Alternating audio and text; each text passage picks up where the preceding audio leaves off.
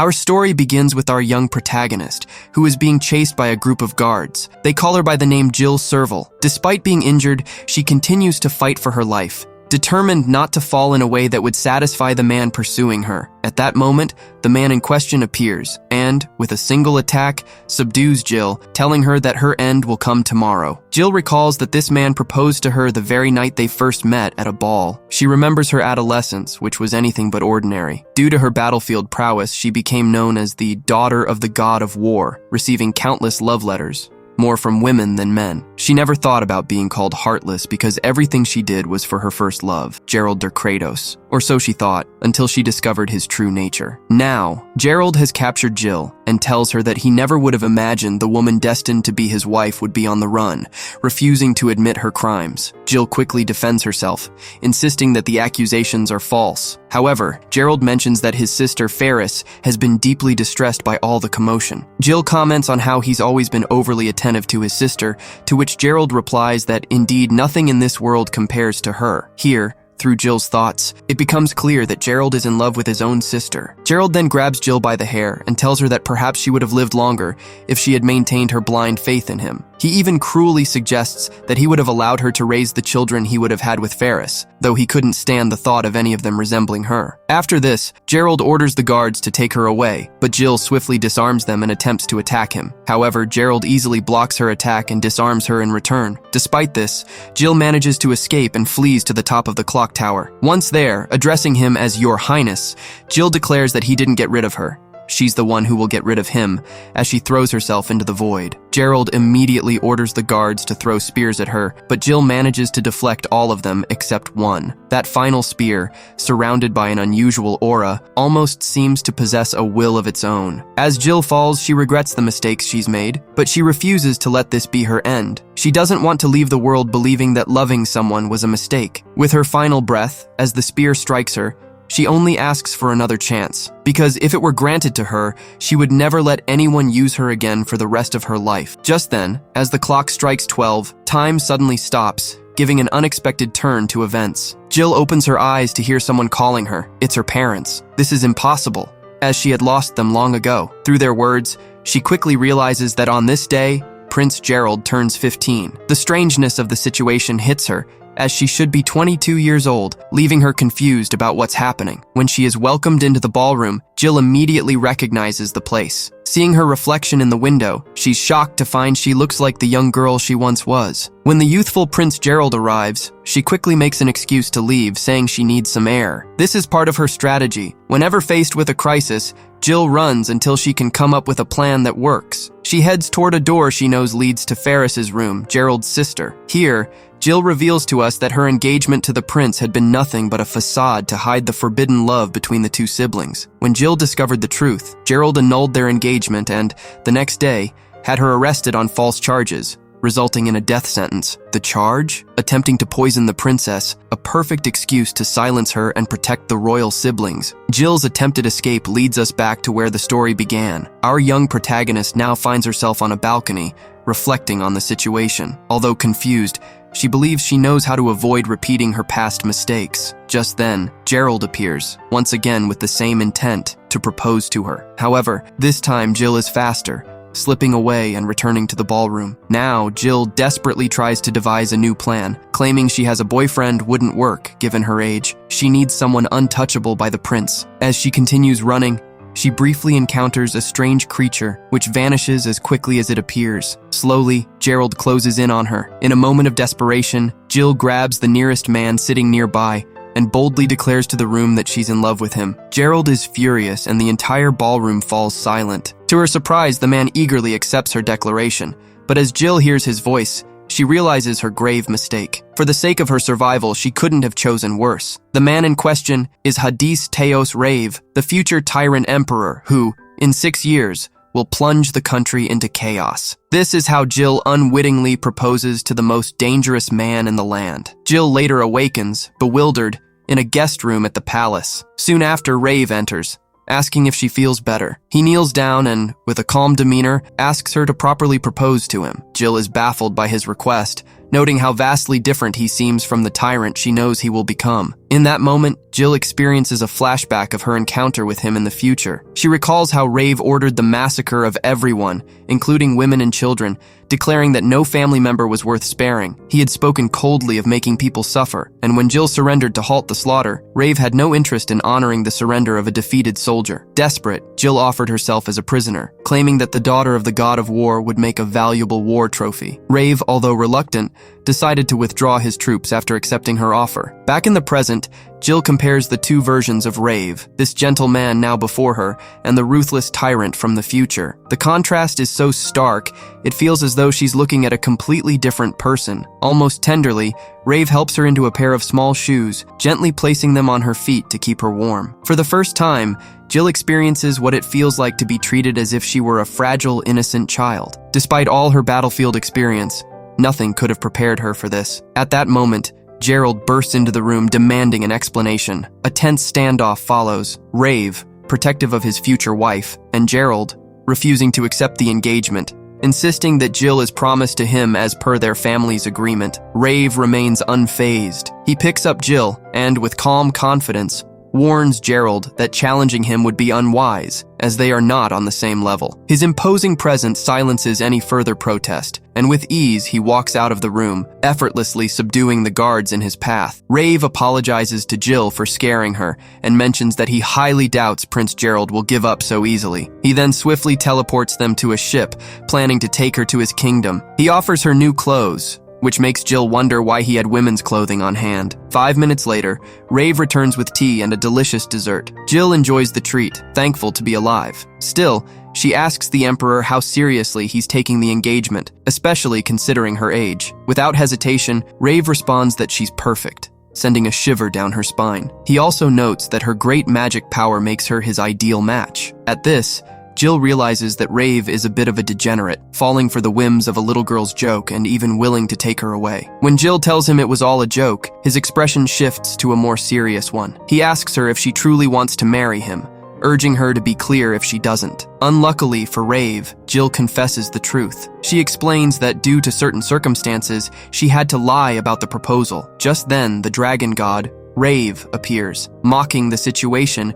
and teasing the Emperor about how a girl could so easily propose to him. Jill recalls the legend of the goddess of love and earth, Kratos, and Rave, the god of logic and sky. For over 1,000 years, from myths to the founding of kingdoms, these deities had dragged humans into their eternal conflict. Kratos' kingdom had risen as a great magical nation, as most of its people were born with magical abilities. In contrast, in Rave's kingdom, magic was rare, but dragons were born in that land. As Rave and the dragon argue, Jill is stunned to learn that gods exist. The dragon thanks her for what happened the previous day. Since Jill can see and speak with him, the dragon states that she meets all the necessary conditions. Jill then asks Hadis, Rave, how old he is. He tells her he's 19, and notes that the age difference between him and Jill is normal. He further explains that his own mother, at 16, had married his father, who was 40. When Jill mentions wanting an heir, Hadis blushes, awkwardly remarking that it's inappropriate to discuss such matters when they barely know each other. He adds that everything has its order. First, they should talk, drink tea,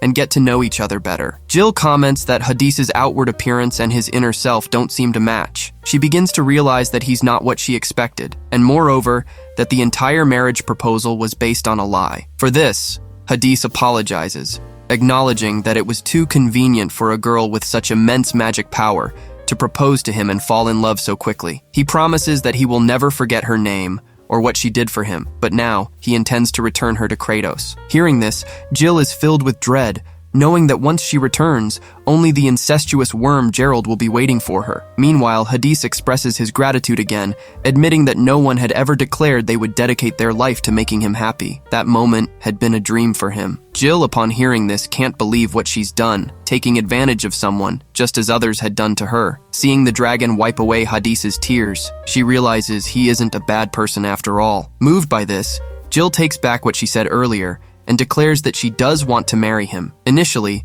Hadis is not pleased, thinking Jill is toying with his emotions. But Jill insists, explaining that she always keeps her word. Rave apologizes once again, and then Jill kneels before him, vowing that it will be her duty to make him happy for the rest of her life, no matter the cost. After reaffirming his loyalty to the Emperor, he casually mentions that he will finally get a wife. The little dragon thinks they are both crazy. Jill, for her part, admits that she is still very young and would prefer the marriage to be in name only, for the time being. The Emperor quickly scoops her up in his arms, thanks her, and tells her that he doesn't mind if the marriage is in name only. He also promises to treasure her like an amethyst. He quickly apologizes, explaining that he acted impulsively. Even though he doesn't fully understand what love is yet, he is determined to prove his seriousness. He then gently sets Jill down and kisses her hand before asking Rave to bless her. At that moment, an engagement ring magically appears on Jill's hand, the dragon consort's ring. This was proof of her status as the Emperor's wife, and more importantly, that she had been blessed by the dragon god. Rave adds that, to everyone else, she will be seen as his fiancé, but as long as she wears that ring, she is already his wife. Now,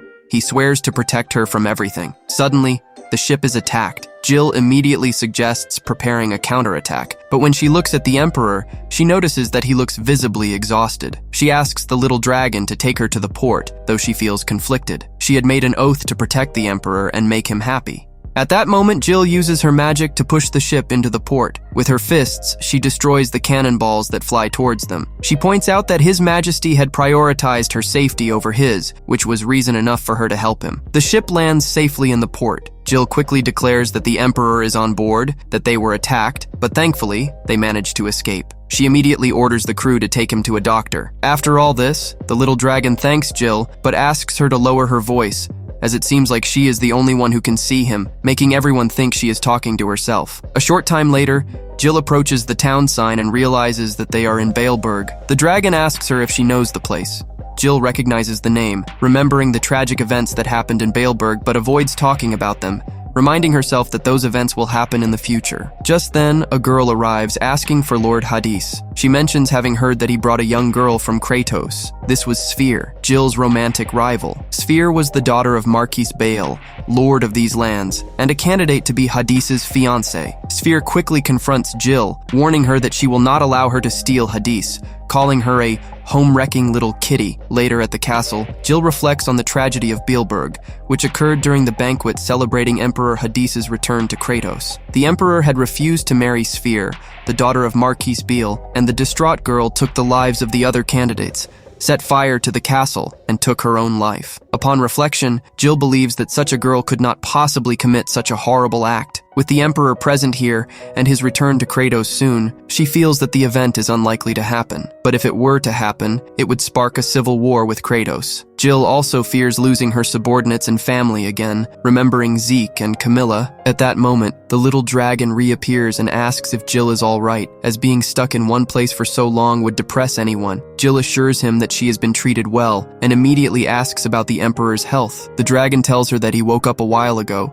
and the first thing he did was ask about her. He also mentions that the Emperor met Sphere, which kept him up all night out of worry. Just then, a soft knock is heard at the door. It is His Majesty, dressed in an unusual outfit and holding croissants he had baked for Jill. He explains that in order to win his wife's heart, he must start with her stomach, determined to make her fall in love with him. Jill calls him a demon with a handkerchief. The Emperor then adds that in the mornings, he will make her eggs Benedict, a dish unheard of in Kratos, and once she tastes it, there will be no turning back, assuring her that she will savor everything that comes out of it. Alarmed, Jill tells him not to say it in such an indecent tone. Rave quickly offers her a croissant. When Jill tries it, she is surprised at how delicious it is. This delights the Emperor, who declares that their marriage is now bound by croissants. Jill, however, is not amused, and punches him in response. The Emperor, rubbing his head, wonders what else could be missing besides some screws. A little calmer now, the Emperor mentions that he came to check on her. However, things seem to have become more complicated. Normally, she would have been released by now, as he had ordered her to be taken to the capital. This implies that Marquis Bale has rebelled and was likely behind the attack on the ship. Jill then asks Rave if he really believes in the curse. Rave tries to dodge the question, but eventually admits the truth. Jill asks if he knows that he is a contender for the throne with little chance of securing it. Because his mother was a concubine, only he or his elder brother could stay in the capital, but they decided to send him to the border, which essentially meant abandoning him. Furthermore, His mother was horrified by his ability to see the dragon, going so far as to call him a monster. This was because for generations, no emperor had been able to see the dragon god. When Rave turned 11, strange things started to happen. The crown prince, whom he had never met, died of an illness. They chose a successor immediately, but he too drowned in a bath. The next one hanged himself, claiming that he heard a woman's voice every night. The next one suffocated while washing his face in the morning. They died, one after the other, right on his birthday, as if something wanted him to become emperor. And although he insisted on his innocence, the only person who believed him was his older brother, Prince Vissel. However, Vissel was a low-ranking prince, so he didn't have enough power to do anything. After 5 years of unexplained deaths, it could no longer be called a coincidence. Rave's father summoned him and named him Crown Prince. Shortly after, his father also disappeared from the castle. On the day of his coronation, his mother took her own life, and that was when the cursed emperor was born. After hearing this, Jill can't believe what she just heard. However, Rave tells her not to be so surprised, as these are things of the past. Her brother had managed to convince the nobles and now everything was fine. But Jill knows that Prince Vissel will be the one to leak information to Kratos, and as a result, Rave will end up executing her brother and the other princes. Jill asks him if he doesn't think it's unfair what his family and this country did to him. Rave replies that he is the reincarnation of the dragon god Rave, and that he was born to be an emperor. The other people are subjects that he must protect, including his family, and refusing is like surrendering to his destiny. He also tells Jill that she shouldn't worry about the curse. As long as he has a wife blessed by the dragon, the curse will be kept under control. However, in a low voice, he mentions that they should be fine for at least 3 more years. Jill knows that he is still hiding something, but for now, she decides to let it go. She tells him that it's a fact that he has many enemies around him, so he wonders how he plans to get rid of them. Rave replies that if Beale tries anything against him, he'll crush him mercilessly, though he has no intention of fighting him for no reason. Jill then thinks it's best to gather information first, so she volunteers to leave the castle and do just that. At first, Rave doesn't want her to leave, thinking it's too dangerous. However, Jill replies, "What kind of wife wouldn't support her husband during such a crisis?" Upon hearing this, Rave is completely enthralled by Jill's words, and is now even more eager to bake cakes for her. Jill feels like he's a clumsy little brother that she can't take her eyes off of. After all this, Rave faints from a fever. The next day, Jill gets to work. After some time searching for information, she stops by the church, where she finds Sphere talking to the priest. Sphere seems to be in pain because apparently Emperor Hadis said that his wife must be 14 and she is 16, so she doesn't know what else to do. Jill continues her investigation, and at that moment, she notices a couple of soldiers. She had heard that soldiers used to be nobles, but these ones seemed a bit vulgar to her. These soldiers break into the church to take Sphere away against her will. Jill, who had been listening the whole time, initially didn't want to intervene, but in the end, she decides to confront them. Soon, a strange man arrives where Rave is. He tells her that a group of unknown people have taken over the port, and that supposedly the girl he brought from Kratos is leading them, and they have also kidnapped the young Sphere. It turns out that this man is Beale, the girl's father, and he quickly demands that Rave send his men to deal with the situation, as his daughter's life is no game. Rave asks him what he plans to do with his wife. However, Beale replies that she is not his wife, but merely a spy. He also mentioned that Jill easily took the port, which was under the protection of the Northern Squad, and demands that once the problem is resolved, that squad withdraw from the city. Rave warns him of one thing: if his wife is proven innocent, Beale will have to face all the consequences. But Beale replies that Rave should care more about his own well-being, as if the daughter of a marquis like him were to die by mistake, Rave would pay dearly for it. At the port, it seems that they are still looking for Jill, unaware that she has already been captured. Sphere quickly asks if they know who she is. The soldiers reply that they do. However, they have come from Kratos, supposedly under Jill's orders, as she had manipulated Rave. However, there was not much that Sphere could do, and now she finds herself locked up with that little boy, thinking that it is all her fault. Apparently, it was all her father's idea, as he was the one who suggested that she go talk to the priest about Hadis. Sphere tells us a little bit about her story. When she was younger, after her mother passed away, her father remarried almost immediately, and as a result, she was sent to another mansion where there was no place for her. She used to sneak away to a place where dragons rested, and even though they spoke to her when she was little, she couldn't understand what they were saying. That's how she ended up completely isolated. However, one day, the newly crowned emperor sent her a letter saying that he wanted to see her, and at their first meeting, he asked her if she could see something over his shoulder. She replied that she couldn't, and for that, her father scolded her, telling her that she had given the wrong answer. Then, he demanded that she return everything he had invested in raising her. But Lord Hadis intervened and started having tea with her once a month without fail. But one day, before Hadis left for Kratos, she confessed her feelings to him, and the Emperor, to her face, rejected her, saying that she was not 14 years old. Jill, now focused, plans to help the girl. However, she knows that she will be blamed for the kidnapping, and her only option is to expose the Marquis' conspiracy to the public. Just then, two people are thrown into the same place. They are Camilla and Zeke, whom Jill immediately recognizes. She begins to cry on the spot, surprising both of them. Camilla, for her part, blames Zeke for scaring her. Jill, for her part, begins to remember everyone, telling herself that in 6 years, she will lose many people. However, she quickly realizes that she has not lost anyone yet, and for the first time since she returned to the past, she feels like things are just beginning. This time, she will not lose anyone. If you've reached this point in the video, don't forget to leave the word exquisito in the comments. Thank you very much, and see you in the next video.